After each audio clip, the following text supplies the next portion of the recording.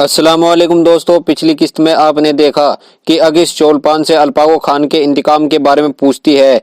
फिर अगिस कबीले से चली जाती है और दरिया के पास पहुंच जाती है, जहां अगिस एक मुसलमान बच्चे से बातें करती है। फिर बातूगा के रिश्ते की बात चलती है। चौथी किस्त के आगाज में आप देखेंगे कि बातूगा खानगाह से बाहर आ जाता है और देखता है कि उसकी शादी के लिए तोहफे तैयार किए जा रहे हैं। एक बग्गी में सोने से भरे संदूक और दूसरी बग्गी में गुलामों को ले जाया जा रहा है, जिसे देखकर बातूगा परेशान होता है। फिर किराच बातूगा को देखकर उसके पास आता है और उसे तंग करते हुए कहता है, हमारे हाथों में तलवार चमकती है और हमारे घोड़े सैलाब से मुकाबला करते हैं और सरदार की बेटी को माजूर टेंगिन लेगा। ये सुनकर चिलायर किराच से कहता है, ऐसा मत करो। फिर किराच कहता है, मैं ये सब भले के लिए ही कर रहा हूँ। और बातूगा से कहता है, मैं सही कह रहा हूँ ना माजूर टेंगिन। फिर किराच बातूगा की लकड़ी की तलवार को निकालने लगता है, लेकिन बातूगा अपनी तलवार को पकड़ लेता है। फिर तभी काया की बीवी वहां आती है और किराच से आकर कहती है, क्या तुम गोक के टेंगिन के साथ मस्ती कर रहे हो? फिर किराच उससे कहता है, मैं सिर्फ ये कह रहा हूँ कि सिर्फ तख्त के जोर पर लड़की का हाथ मांगने मत जाओ। फिर काया की बीवी कहती है, अच्छा तुम्हें तकलीफ हुई तो तुम्हें गोक टेंगिन से तकलीफ हुई है। फिर किराच कहता है कि बातूगा कम अक्ल है, इसलिए मुझे तकलीफ होती है। फिर काया की बीवी कहती है कि आखिर तुम कौन होते हो जो सरदार के बेटे के लिए तकलीफ में हो? उन्हें तुम पर तरस आएगा और अगर तुमने मुझे और गुस्सा दिलाया तो मैं तुम्हारी ये जान कालीन में लपेटूंगी और मंगोलों की तरह घोड़े पर बांधकर छींतड़े कर दूंगी। फिर वो किरात से कहती है कि तुम्हारे लिए यही सही है कि चुपचाप जाकर सफर की तैयारी करो और सफर पर निकल जाओ और मेरे गुस्से से बचो। फिर वो कहती है, चलो अब यहाँ से जाओ। फिर तैमूर की बीवी आकर उससे कहती है कि क्या तुम बातूगा को बचा रही थी एल्ती खातून? ये सुनकर मेरा दिल कांप उठा। फिर एल्ती खातून और तैमूर की बीवी के बीच बहस होती है। तभी एजे खातून बाहर आती है और उन दोनों की बहस करते देख कहती है कि कौन किस बात पे खुश हो रहा है। फिर एल्ती खातून एजे खातून से कहती है, कुछ नहीं, वो हमारी एक नई देवरानी आने वाली है ना, उसी पर हम खुश हो रहे हैं। पर मेजिन खातून कह रही है कि ज्यादा खुश मत हो।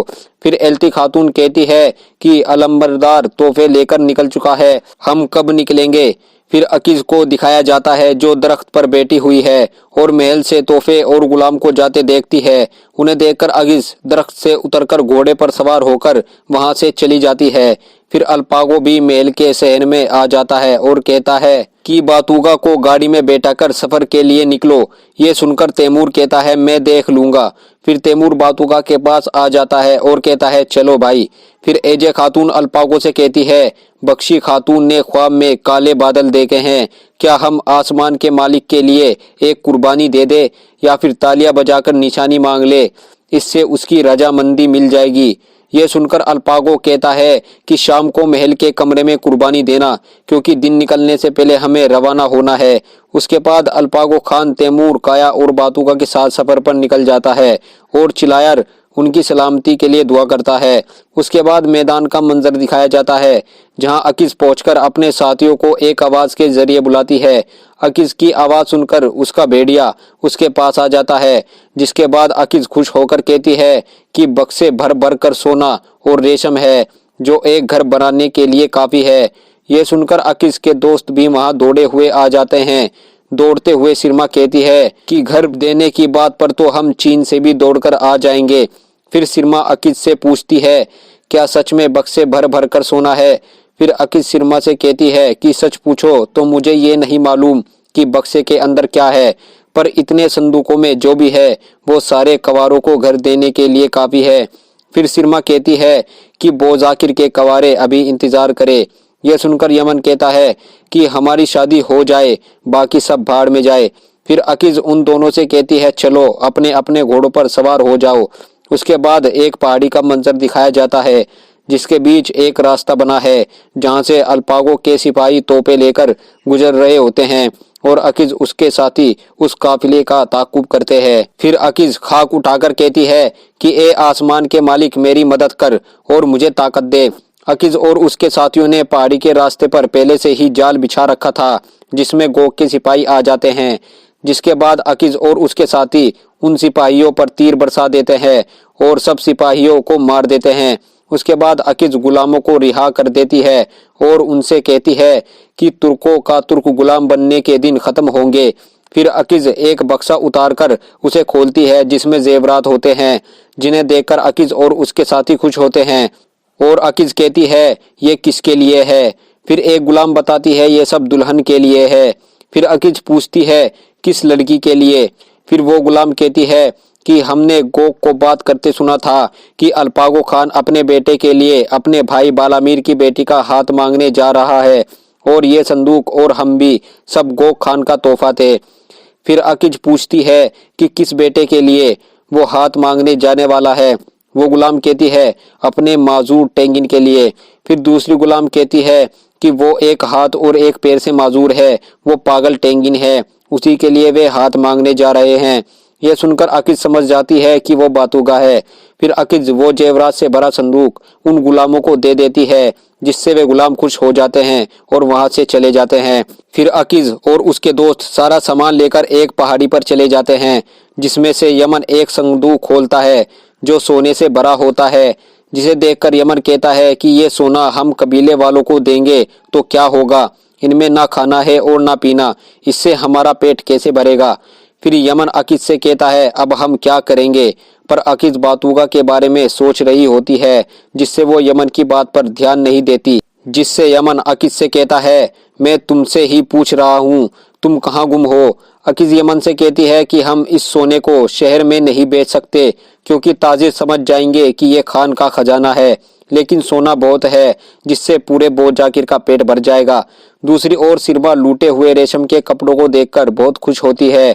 उसके कुछ देर बाद अल्पागो खान उसी रास्ते से गुजर रहा होता है जिस पर अकीज ने उसके सिपाहियों को मारा था। अल्पागो खान को देखकर अकीज 15 साल पुराना वो दिन याद करती है जब अल्पागो ने उसके बाबा को मारा था। फिर अकीज गुस्से से कहती है कि इस बार दाग नहीं भागेंगे, इस बार जब गोग दाग के कदमों में आ गए हैं तो 2 सर वाले भेड़िए का पंजा अल्पागो खान की जान लेगा। उसके बाद अल्पागो खान और उसका काफिला उस जगह पर पहुंच जाता है जहां अकीज ने गोग सिपाहियों को मारा था, जिन्हें देखकर अल्पागो खान और काफिला रुक जाता है। फिर सल्तूम बे कहता है कि सरदार की हिफाजत करो। जिसके बाद सल्तूक और तैमूर 2 सिपाहियों को लेकर उन मरे हुए सिपाहियों के पास आते हैं, जिन्हें देखकर वे समझ जाते हैं कि ये हमारे सिपाही है। फिर उन सिपाहियों में से किराच, जिसे अकीज छोड़ देती है, वो उनसे कहता है कि हमें जाल में फंसाया गया था। तैमूर पूछता है किसने किया था ये। किराच कहता है 2 सर वाले भेड़िए के पंजे ने, जिसे सुनकर तैमूर गुस्से में आ जाता है। फिर तैमूर और सल्तूक अल्पागो खान के पास आ जाते हैं। फिर अल्पागो उनसे पूछता है क्या हुआ यहाँ। फिर तैमूर बताता है कि किराच को छोड़कर सारे सिपाही मारे गए और उन्हें उसी 2 सर वाले भेड़िए के पंजे ने मारा है। तैमूर सल्तूक से कहता है कि एक फौज की टुकड़ी यहीं छोड़ दो, वो सरदार की हिफाजत करेंगी और बाकी सिपाही के साथ पूरे बोजाकिर की तलाशी लो, हर चप्पे चप्पे की तलाशी लो और एक महफूज जगह पर शाही खेमा लगाओ। फिर काया कहता है कि शाही खेमा यहाँ नहीं लगाएंगे। तैमूर ये सुनकर कहता है सही कह रहे हो, यहाँ आसानी से हमला किया जा सकता है, शाही खेमा पहाड़ी पर लगाओ। फिर काया कहता है कि पहाड़ी के पीछे वाले जंगल में चलते हैं, वो ज्यादा महफूज है। उसके बाद अल्पागो का शाही खेमा लगा लिया जाता है, जिसके सामने जंगल में अकीज और उसके दोस्त उन्हें छिपकर देख रहे होते हैं। जिसके बाद अकीज की नजर बातूगा पर पड़ती है, जिसे देखकर अकीज खुश होती है। फिर बातूगा को दिखाया जाता है जो झील के किनारे खड़ा होता है, जिसके पास अल्पागो खान भी आ जाता है। अल्पागो खान को देखकर अकीज गुस्से में आ जाती है और अपना तीर कमान उसकी ओर तान लेती है, लेकिन बातूगा उसके सामने होता है, जिस वजह से अकीज रुक जाती है। उसके बाद अल्पागो बातूगा के कंधे पर हाथ रखकर कहता है कि दिलों में खौफ फैलाने वाला मैं। जिसके बाद अल्पागो 15 साल पहला सोचता है जब वो उसकी माँ को मार देता है। जिसके बाद वो बातूगा से कहता है क्या तुम्हें याद है, अगर नहीं है तो याद करो भी मत और अपने बाप की तरह गम में मत डूब जाओ। यहाँ जिस दिन मैंने तुम्हारी माँ की जान ली थी, तुमने मुझसे आखिरी सांस तक ना बोलने की अहद की थी और तुमने वैसा ही किया। जब से अब तक तुमने मुझसे एक लफ्ज भी नहीं बोला। शायद तुम्हारी दुआ कबूल की आसमान के मालिक ने और तुम्हारी आवाज और अकल ले ली। फिर अल्पागो खान बाई तरफ हाथ करके कहता है कि मैं जब अपने बाई तरफ देखता हूँ तो तैमूर को देखता हूँ, उसे लड़ते और खून बहाते देखता हूँ, लेकिन उसे मैं अपने दिल का हाल नहीं बता सकता। फिर अल्पागो खान अपने दाईं तरफ हाथ करके कहता है, जब मैं अपने दाईं तरफ देखता हूँ तो काया को देखता हूँ जो खून बहाए बगैर इलाका फतह कर लेता है और हर परेशानी को आसानी से हल कर लेता है, लेकिन उससे भी मैं अपने दिल की बात नहीं कह सकता। बातूगा ये सब चुपचाप सुन रहा होता है। फिर अल्पागो खान अपने दिल पर हाथ रखकर कहता है कि जब मैं अपने दिल को देखता हूँ तो तुम्हें देखता हूँ, क्योंकि खून भी नहीं बहाया तुमने और ना ही सर झुकने दिया और ना ही खान लोगों को कोई जख्म दिया है, लेकिन मेरी बहुत मदद की तुमने। फिर अल्पागो कहता है कि मुझे आज भी तुम्हारी माँ का गम तड़पाता है, ये तुम जानते होंगे। अल्पागो फिर कहता है, तुम गोक खान को भी फायदा पहुंचाओगे। जब तुम्हारी शादी मेरे भाई की बेटी से होगी तो वो मेरी यरगमाल होगी। जब तक बालामीर की इकलौती औलाद मेरे महल में रहेगी, बालामीर मेरे खिलाफ सर नहीं उठा सकेगा। इसलिए मैं तुम्हारी शादी उसकी बेटी से करा रहा हूँ ताकि गोक खान तकसीम ना हो जाए। समझ गए ना तुम बातूगा? नहीं समझे होंगे, कोई बात नहीं, ये भी मेरे काम आएगा। फिर अल्पागो बातूगा से कहता है, कुछ तो बोलो बेटे, एक बार अपनी आवाज सुना दो। ये जो सामने पहाड़ है इन्हें रेजा रेजा कर दूंगा, इस खामोश दरिया को खुश कर दूंगा। बस तुम एक बार आवाज दे दो, बराए मेहरबानी होगी। जिसके बाद दाग कबीले का मंजर दिखाया जाता है, जहां चोलपान खान सिपाहियों को तीरंदाजी सिखा रही होती है।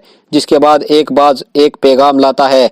फिर चोलपान उस पैगाम को पढ़ती है और खुश होती है और कहती है कि तिलसिम का बेटा मेरा भांजा बातूगा शादी कर रहा है।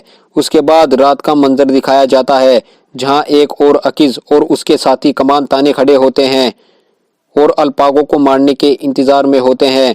तभी सिरमा अकीज से कहती है, अगर हम ऐसे ही खड़े रहे तो पकड़े जाएंगे, क्योंकि चारों ओर गोक के सिपाही है। फिर अकीज कहती है कि सबसे बेहतर है कि आग लगाई जाए। फिर सिरमा कहती है, इससे बहुत खतरा है। फिर अकीज कहती है, हमें जल्दी करनी होगी।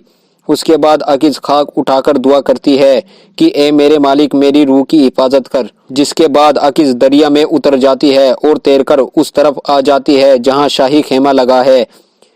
फिर अकीज चारों ओर तेल छिड़क देती है। दूसरी ओर अल्पागो खान और उसके हमरा लोग खाना खा रहे होते हैं। तभी एजे खातून अल्पागो से कहती है कि अगर आसमान के मालिक की मर्जी होती तो हमारे सिपाही उस लुटेरन को पकड़ लेते, लेकिन उसने दुल्हन के जेवरात चोरी होने दिए, क्योंकि वो भी बातूगा की शादी नहीं चाहता। दूसरी ओर अकीज तेल छिड़ककर दरिया के दूसरी ओर अपनी जगह आ जाती है। फिर दूसरी ओर अल्पागो तैमूर से कहता है कि आसमान के मालिक के नाम पर हमें कुर्बानी देकर उनकी इजाजत लेनी है, नहीं तो तुम्हारी माँ चुप नहीं होगी।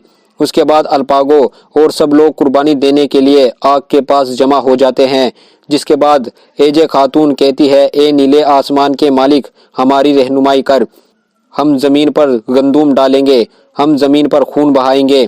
फिर एजे खातून कहती है, ए मालिक, तू हमें बता कि क्या इस रास्ते में हमारी खैर है या नहीं। इतने में ही अकीज और उसके साथी उनके खेमे पर आग से भरा तीर छोड़ते हैं, जिससे खेमे में आग लग जाती है। फिर अकीज अल्पागो पर तीर से वार करती है, जिससे अल्पागो शदीद जख्मी हो जाता है, जिससे अकीज बहुत खुश होती है। तभी बातूगा हमले करने की जगह पर देखता है, जहां अकीज वो ही लकड़ी की तलवार लिए खड़ी होती है, जिसे देखकर बातूगा समझ जाता है कि ये वो ही 15 साल पहले वाली लड़की है।